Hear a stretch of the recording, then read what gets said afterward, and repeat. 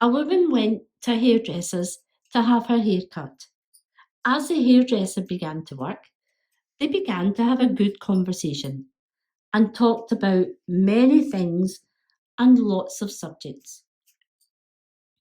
When they finally touched on the subject of God, the hairdresser said, I don't believe that God exists.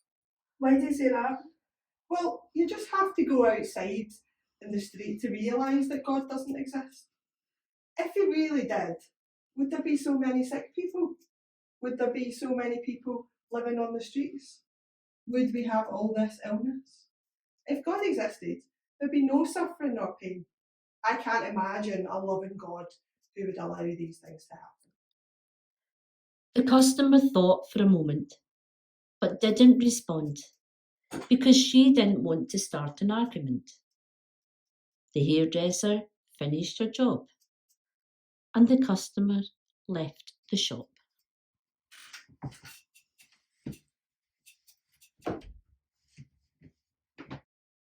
Just after she left the shop, she saw a man in the street with long, stringy, dirty hair and an untrimmed beard. The customer turned back and entered the hairdresser's shop again, and she said to the hairdresser, You know what? Hairdressers don't exist.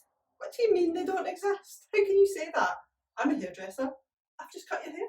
No, hairdressers don't exist, because if they did, there wouldn't be dirty-haired, scruffy people like that man outside. Ah, but you know why that happens? That's because people don't come to me. How can I do anything about it if they don't come? Exactly. That's my point. God too does exist.